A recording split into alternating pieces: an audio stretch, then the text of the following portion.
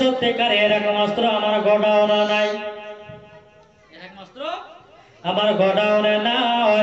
যখন বাবাজি এই কথা যখন বলা হলো, বলে ঠিক আছে ঠিক আছে, তাহলে তুই আমার ভাতিজাকে মারতে পারবি? বলে হ্যাঁ মারতে পারবো।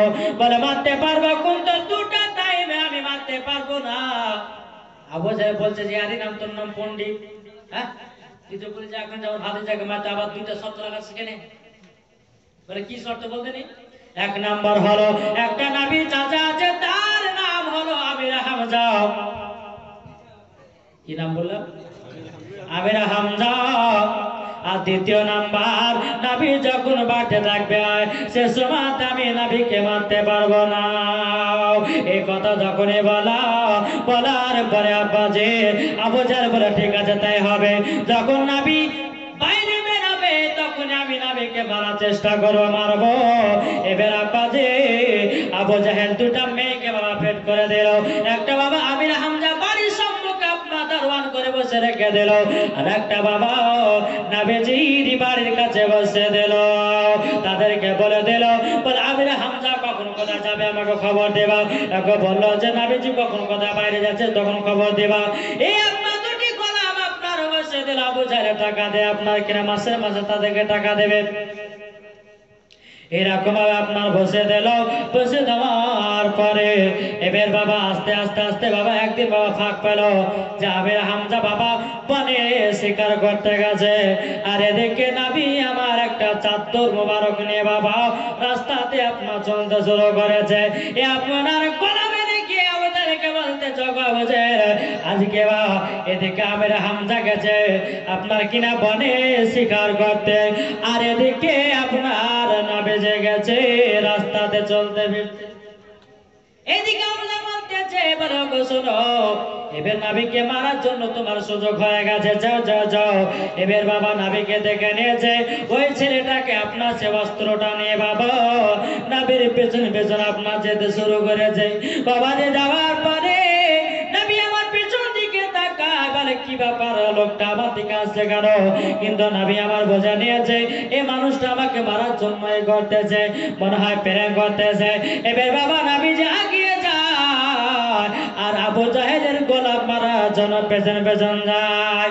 নবীর কাছে বাবা একটা বাবা চাদর ছিল বাবা, যে ওই চাদরটা ওই গন্ডার আবু জাহেলের গোলাপের মাথাতে চাপিয়ে দিয়েছে, মাথা চাপিয়ে দিয়েছে। যেমনই বাবা চাপিয়ে দেওয়া এই চাদরটাকে আবু জাহেলের গোলাপ বাবা টান মেরে ফেলে দিয়েছে।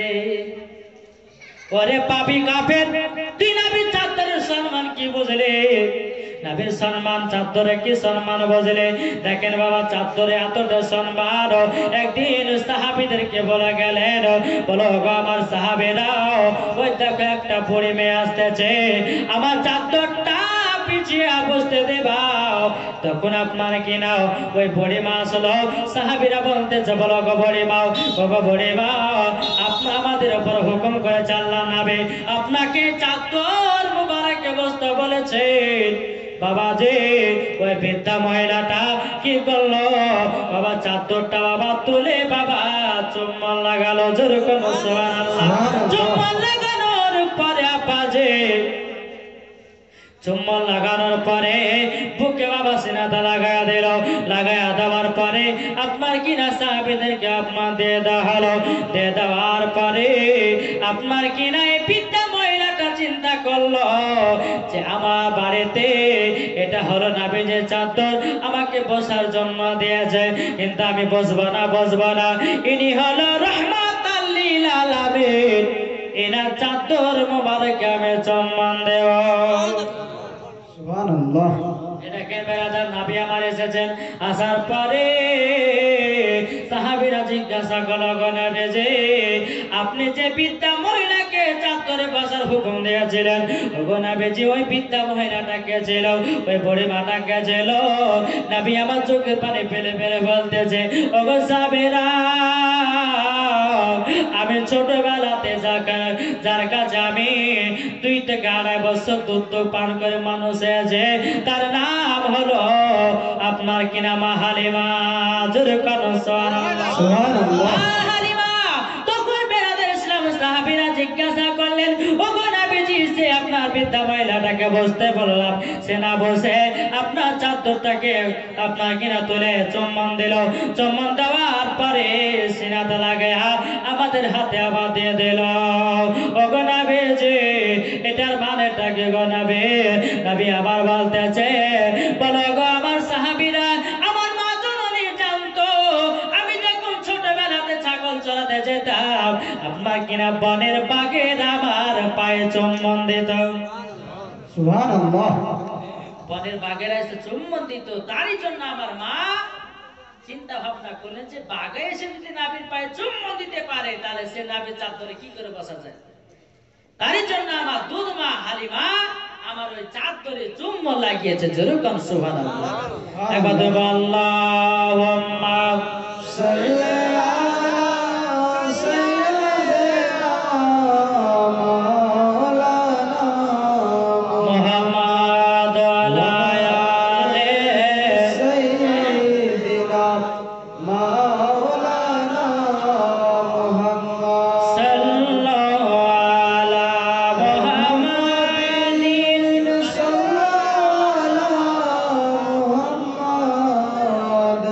हरदम ज़बान से निकालो हरदम ज़बान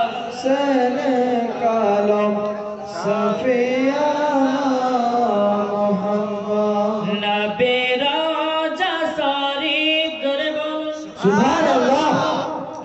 नबी रोजा शरीफ देखे मन भरे ना देदार दगो साहे मदीना। जोरे बोलो नबी रोजा शरीफ देखे मन भरे ना नबी रोजा शरीफ देखे मन भरे ना देदार दो गो साहे मदीना देदार दो गो साहे मदीना। आरो शेर मेहमान করেছেন আল্লাহ কত শান কত মান মোর কামলিওয়ালা ও গো মদিনাওয়ালা। জোরে বলো সুবহানাল্লাহ।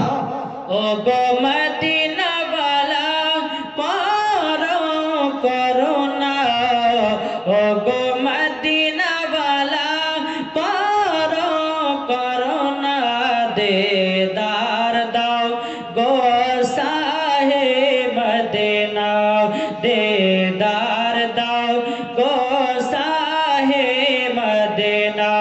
নবী রোজা শরীফ দেখে মন ভরে না দেদার দাও গো সাহে মদিনা দেদার দাও গো সাহে মদিনা। মোহাব্বতে বলো সুবহানাল্লাহ। দেদার। তো যাই হোক, তো না ভাই যে বিদ্যা মহারিটা কি করলেন নাবিজির চাদর মুবারকের চুম্বন দিল। যেরকম সুবহানাল্লাহ। বেরাদার চাদরের মর্যাদা মা হালিমা বজলো, কিন্তু আরে কাফের তুই নাবিজির চাদরটা পাক মেরে ফেলে দিলি। নবী আমার নিজের চাদরটা আপনার নিয়ে আসলেন। এমনকি কেতাবের মধ্যে বাবা পাঁচ আপনার জিজ্ঞাসা করতে পারেন যে মৌলভী সাহেব ওই দুশ্মনের মাথাতে কেন চাদর চাপালো? বাবা কিতাবের মধ্যে আপনার লেখা আছে চাদরটা নবীজি এই কারণের জন্য চাপিয়েছিলেন, যখন আপনার দুশ্মনের মাথাতে চাদরটা চাপিয়ে দেবে এই দুশ্মনটা কেন নবীজির কাছে এসেছে আবার নবীজি বুঝে নেবে। সুবহানাল্লাহ। নবী তো জানেন, সে জাননে वाला তো আল্লাহ তৈরি করেছেন, নাকি বলছেন? বেরাদার, কিন্তু কিতাবের মধ্যে চাদরটা একটু আপনার বিতাফসির আপনার দিয়েছিল যে কিসের জন্য চাপিয়েছিল। এটা কোন কিতাবের মধ্যে লেখা আছে? সিরাতে মুস্তাফা জরকান সুবহানাল্লাহ। সুবহানাল্লাহ। আবার সিরাতে নবীর মধ্যে আছে, এই বিশ্বনবীর জীবনী বই। তো বিরাদার, তো নবী আমার চাদরটা তুললেন, তোলার পরে আপনার কাপের মনে মনে চিন্তা করছে যা সুযোগ হারা করলে হবে না, এবে নবীর উপরে এই অস্ত্রটা প্রয়োগ করে দিতে হবে। এই দেখেন বেরাদার, ভাবনা করতে করতে বাবা ওই কাপেটা বাবা দিন নবীজির আপনার কপালটা কেটে দিল। কপাল কেটে দাও, এদিকে বাবা আসমানের আর সে পায়া হিলে দাও। বাবা দিন নবী আমার চোখের পানি আপনার ঝরঝর করে আপনার পড়বে কে? আল্লাহ তাআলা বলতে জগমার জিবেলাবে তাড়াতাড়ি করে যাও, আমার হাবিবুল্লাহ রক্ত জমিনে না পড়ার আগে তাড়াতাড়ি রক্তটা পানিটা ধরে নাও, যেন জমিনে না পড়ে যায়। ওগো জিবরিল তাড়াতাড়ি করে যাও, আজকে কেন আমার আরশে পায়া কেন কেঁপে উঠলো? তাড়াতাড়ি করে যাও, তাড়াতাড়ি করে যাও। বেরাদার, নবী আমার কান্না করতেছে। নবী আমার বলে আল্লাহ গো, এই কাফেরও আমাকে ছাড়লো না, আমার রক্তের বন্যা বয়ে দিল গো। এবার হযরতে জিবরিল আমিন বাবা রক্তটা বাবা ধরে নিল। জোরে কানো সুবহানাল্লাহ। যখনই আমার রক্ত ধরে নিল, আপনার ওই কাফেরটা পালিয়ে গেছে ধরতে ধরতে গিয়ে। যেমনে পালিয়ে যাব, নবী আমার সিজদাতে মাথা নত করে আছে, বলো গো খোদা, আজকে যদি আমার চাচারা যদি থাকতো, এরকম দুশমন আমার উপরে আক্রমণ করতে পারতো না। সিজদাতে আপনার কিনা আল্লাহর কাছে কান্না করতেছে। এদিকে আপনার হযরতে আমিরা হামজা বাবা বনে শিকার করতে গেছে। বনে শিকার করতে গেছে, বললাম না যে বনে শিকার করতে গেছে। এদিকে আপনার আপনার কিনা আমিরা হামজা আপনার তিন ধন্য বাবা একটা হরিণকে মারতে যাবে। কি হরিণটা আপনার দৌড়াতে দৌড়াতে পালাতেছে, যেমনই বাবা পালিয়ে যাবা, ও হরিণটা থমকে দাঁড়িয়ে গেল। আমিরা হামজা ভাবতেছে কি ব্যাপার, হরিণটা দৌড়াতে দৌড়াতে কেন আজকে দাঁড়িয়ে গেল? হরিণটা আল্লাহর কাছে দোয়া করে, ও গো খোদা, খোদা আমাকে মানুষের মতো কথা বলা জবানটা দান করে দাও। ও গো খোদা, কেননা নবীজির কপাল কেটে গেছে, কপাল কেটে গেছে মানে আমার কলিজাতে আঘাত লেগেছে। আমির হামজাকে বলতে হবে, যখন আবার আল্লাহর কাছে দোয়া করলো, অটোমেটিক আল্লাহ তাআলা এ হরিণের মানুষের মতো জবান দান করে দিল। সুবহানাল্লাহ। দান করে দেওয়া, দান করে আপনার করে দেওয়া, করে দেওয়ার পরে যেমনই আপনার বলতেছে, হরিণে বলতেছে, বলো গো আমির হামজা একবার দূর পড়ুন। আচ্ছা, যখন আপনার কিনা হরিণটা বলতেছে, হরিণটা বলল যে গো আমির হামজা, তবে শুনে নাও, শুনে নাও, তুমি আমাকে শিকার করার জন্য তীর সঞ্চারছো, তবে শুনে নাও, শুনে নাও, আমি তোমার জন্য আমার কলিজার গোশতটা ফিরে করে দেব, আমার শরীরের গোশতটা ফিরে করে দেব। আপনি তাড়াতাড়ি করে বাড়িতে যাও। আপনার একজন ভাতিজা ছিল, তার নাম হলো মুহাম্মদ। ওই আবু জাহেলের দলেরা নবীকে তাকে যেন মারধর করেছে, তাকে মারধর করেছে। এই কথা যেমনই বলার পরে বাবা আমির হামজা বাবা স্বীকার করলো না। বাবা একটু আমির হামজা বাবা নবীকে বাবা আপনার কিনা ভালোবাসতো, নিজের ভাতিজা তো, কিন্তু বাবা কলমা পড়ে না, কলমা পড়েনি, খুব ভালোবাসতো বাবা। এ কথা বাবা শুনেছে, আপনার স্বীকার করলো না। স্বীকার না করে বাবা আমির হামজা বাবা শিকার থেকে আপনার জঙ্গল থেকে বাড়ি আসলো। আপনার বাড়িতে যাওয়া তার একটা বাঁধি আছে, বাঁধিটাও কান্না করতেছে। আপনার আমির হামজা জিজ্ঞাসা করে, ওরে বাঁধি তুই কান্না করছিস কেন? বলো গো আমির হামজা, আপনি দুটি খাওয়া দাওয়া করলেন, তারপরে আপনাকে কথাটা বলবো। বলে আমি খাওয়া দাওয়া করবো না, তুই তাড়াতাড়ি করে আমাকে কথাটা বল, তাড়াতাড়ি কথাটা বল, আমি খাবার খাবো না। যখনই বাবা কথা বলা, ওই বাঁধেটা বলতে চলো আমির হামজা বলে এই কজন কাঁদছে, আপনার দুনিয়াতে আপনার ভাই একটা ছেলে রেখে গেছে আব্দুল্লাহ, তার নাম হলো মুহাম্মদ। আজকে সেই মুহাম্মদকে আবু জাহেলের দলেরা আক্রমণ করেছে, তাকে মারধর করেছে। জামানি বাবা এ কথা শোনাও, শোনার পরে আমরা হামজার খাওয়া দাওয়া করলো না বাবা। হাতে বাবা ধমক নিয়ে আপনার চলতে শুরু করলো।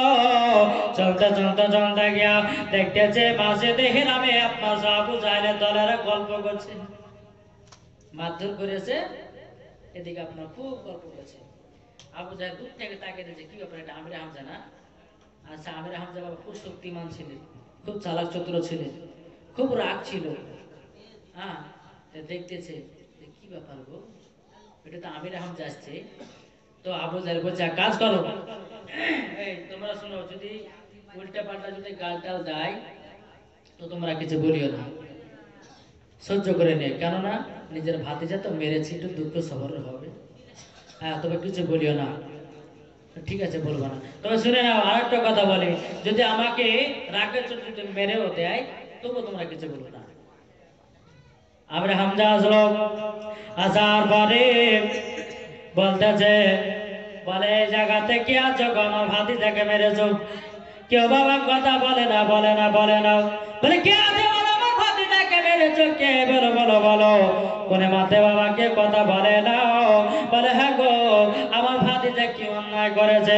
তিনি তো সত্য কথা বলে, তিনি সবাইকে নামাজ পড়ার কথা বলে, ইসলাম পড়ার কথা, কলমা পড়ার কথা বলে, এবং কিনা হারাম কাজে মানা করে, এবং কিনা হালাল খাবারটা খেতে বলে, এবং কিনা এক আল্লাহকে মানতে বলে। এমনকি আমার ভাতিজা তোমাদের দোষ করেছে, কেন তোমরা আমরা ভাতিজাকে মেরেছ? কেউ বাবা কথা বললো না।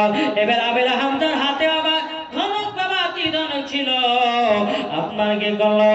আমির হামজা আবু জাহেলের হাতে আপনার ওই ধন্যকের বাড়িতে একটা চড়াম করে আপনার মেরে দিল। জামানি বাবা মেরে দাও, আবু জাহেলের মাথা ফেটে রক্তর ভরা চালু হয়ে গেল। চালু হয়ে যাওয়ার পরে এরা বাবা তাকিয়ে তাকিয়ে দেখছে, মানা তো করে দিয়েছে আবু জাহেল কিছু বলবে না। এবার যখন বাবা আমির হামজা আপনার চলে গেছে, চলে যাওয়ার পরে তখন তার আবু জাহেলের গলা বেড়া বলতেছে, বলো গো, শুনে নাও, শুনে নাও, আপনি কেন আমাদেরকে কথা বললেন, মানা করলেন কেন, মারতে মানা করলেন কেন? তখন আবু জাহেল বলতেছে, বলে শোনো গো শোনো, যদি আমরা আমির হামজাকে যদি আমরা মারতাম, যদি আমরা মারতাম, তাইলে পরে সে রাগের চোটে তার ভাতিজার কাজে কলমা পড়ে মুসলমান হয়ে যেত। মার খেয়েছে তো কি আছে, কলমা তো পড়বে না, এটা ধারণা দেয়। এবার আব্বা যে এবার আমির হামজা বাবা নিজের ভাতিজাকে ধরতে শুরু করলো, ধরতে ধরতে ধরতে বাবা একটা জায়গাতে বাবা খুবই জায়গাতে নাবি আমার সেজদাতে বসে বসে কান্না করতেছে। এবার আমির হামজাকে বলতেছে যে নাবিকে ডাকবো কেমন করে, ইয়া রাসূলুল্লাহ বলে ডাকবো, আমি তো মুসলমান হয়নি। আমির হামজা বলছে, ইয়া রাসূলুল্লাহ যদি বলি তো মুসলমান তো আমি হয়নি, এটাও বলা ভুল হবে, তো কি বলে ডাকবো, কি বলে ডাকবো? হ্যাঁ, আমির হামজা বলতেছে, আসসালামু আলাইকা ইয়া ইবনা আখি। এটা মানে কি জানেন? আসসালামু আলাইকা ইয়া ইবনা আখি, বলে তোমার উপর আল্লাহ তাআলা বর্ষিত দান করুক, হে আমার ভাইয়ের বেটা। আখিহি মানে ভাইয়ের বেটা, বুঝতে পেরেছেন? নবী আমার সেজদা থেকে উঠলেন, ওঠার পরে বলো বাবার ভাতিজা বাড়ি চলো, বলে বাড়ি চলো। বলে না চাচা, বাড়ি যাব না। নবী আমার চোখের পানি ঝরঝর করে ফেলতেছে, বলো গো চাচা, আমার ফ্যামিলি যদি একটু ভালো থাকতো, এসব কাফেরেরা আমাকে মারা সাহস পাতো না, আমাকে কাফেরেরা কখনো হাত তুলতে পারতো না। ও গো চাচা, আজকে আমাকে আজকে কাফেরেরা মেরে গেল। এভাবে আদার ইসলাম মানে কিরাম। আমির হামজা বলতেছে, বলো গো মুহাম্মদ, চলো না যা বাড়তে যাই, তোমার সমস্ত কথা শোনাবো। নবী আমার বলতেছে, গো চাচা, আমি বাড়ি জীবনও যাব না, বাড়ি যাব না, তো কি করা যায়? আমির হামজা বলতে, যখন আবে যে তবে আপনাকে একটা খুচরো খবর শোনাবো। নবী বলতে জগৎ চাচা কি কুসুর খবর? বলে আপনাকে যারা মেরেছিল আবু জাহেলের মাথা ফাটিয়ে এসেছে। তখন নবী আমার বলতেছে, বলো গো চাচা আপনি ভুল কাজ করেছেন, ভুল কাজ করেছেন, কেন আপনি মারতে গেলেন? তখন বলো গো ভাতিজা তোমাকে মারবে আমরা দাঁড়িয়ে দাঁড়িয়ে দেখবো, আমি সহ্য করতে পারিনি, তার জন্য আবু জাহেলের মাথাটা আমি ফাটিয়ে দিয়েছে। বলে না গো চাচা আপনি ভুল কাজ করেছেন। আমির হামজা বলতেছে, কেন ভুল কাজ করলাম আমি? আমার ভাতিজাকে মেরেছে, তার জন্য আমি তাকে মেরেছি। নবী আমার বলতেছে, গো চাচা আপনি তাদেরকে মারতে গেছেন, যদি আপনাকে তারা মেরে ফেলতো তাহলে তো আপনি আর মুসলমান হয়ে মারা যেতেন না, আপনি কাফের হয়ে মারা যেতেন, আপনি বেঈমান হয়ে মারা যেতেন। ও গো চাচা আপনি তো মুসলমান নয়। ও গো চাচা আমার মনের আশা যে আপনাকে আমি কলমা পড়াবো। যেমনই বাবা এই কথা বলারে বাবা সঙ্গে সঙ্গে আপনার আমির হামজা বাবা চোখের পানি ঝরঝর করে ফেলতে শুরু করেছে। বলো গো মুহাম্মদ তুমি আমাকে এতটাই ভালোবাসো, তুমি আমাকে জাহান্নামে যেতে দেবে না। সঙ্গে সঙ্গে বাবা কলমা পড়ে নিল। সকলে বলা ইলাহা ইল্লাল্লাহু মুহাম্মাদুর রাসূলুল্লাহ। আল্লাহুম্মা সাল্লি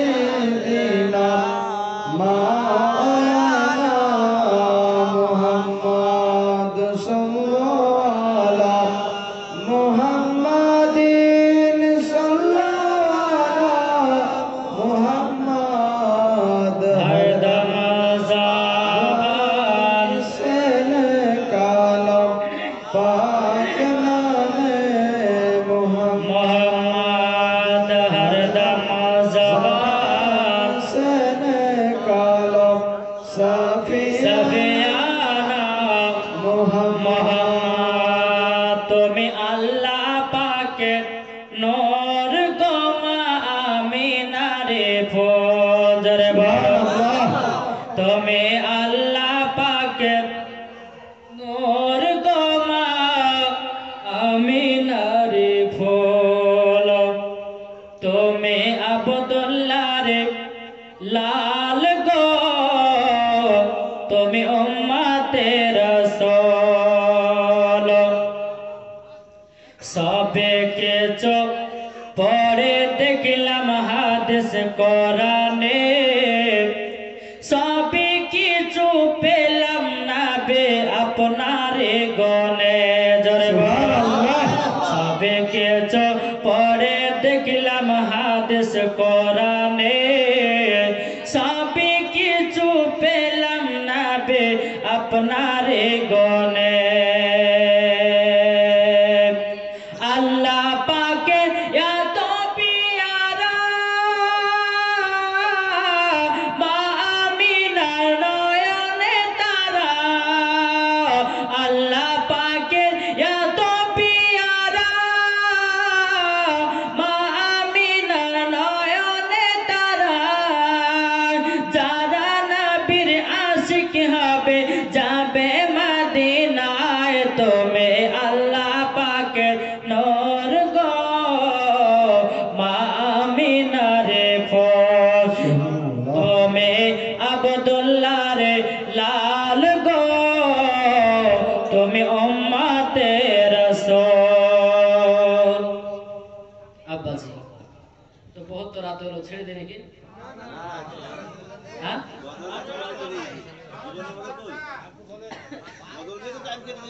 বেরাদার 12টা পারা যায় গো, এখন জালসা শেষে কমসে কম আর আপনার আধা ঘন্টা করে ছেড়ে দেবো। বেরাদার ইসলাম মুআজ্জাজ সামানি কিরাম, তো যাই হোক হযরত আমির হামজা তিনি আপনার কলমা পড়ে মুসলমান হয়ে গেল। জোরে বলুন সুবহানাল্লাহ। এই দেখেন বেরাদার এবার বাবা তার টাইটেল হয়ে গেল বাবা হযরতে আমির হামজা, তার টাইটেল হয়ে গেল। এই বেরাদার ইসলাম মুআজ্জাজ জামানে কেরাম, এবার হযরত আমির হামজা তিনি আপনার কিনা মনে মনে চিন্তা করে যে আমি যখন মুসলমান হয়েছিলাম না তখন নবীকে লাউ দাও করে ডাকছিলাম, এবার আমি মুসলমান হয়ে গেলাম, এবার আমার ভাতিজাকে সম্মান দিয়ে রাখতে হবে। ওগো নবীজি এবার চলুন না যাই আমার বাড়িতে যাই। এবার বাবা নবীকে সঙ্গ করে নিও, বাড়ি গেলে বাড়ি যাওয়ার পরে বাবা আস্তে আস্তে বাবা চাচা ভাতিজার মধ্যে ভালোবাসা মহব্বতটা তৈরি হয়। আর এদিকে আবু জাহেলের দলেরা আপনার রেগে যায়, এদিকে চাচা ভাতিজার মেল মহব্বত আপনার তৈরি হয়।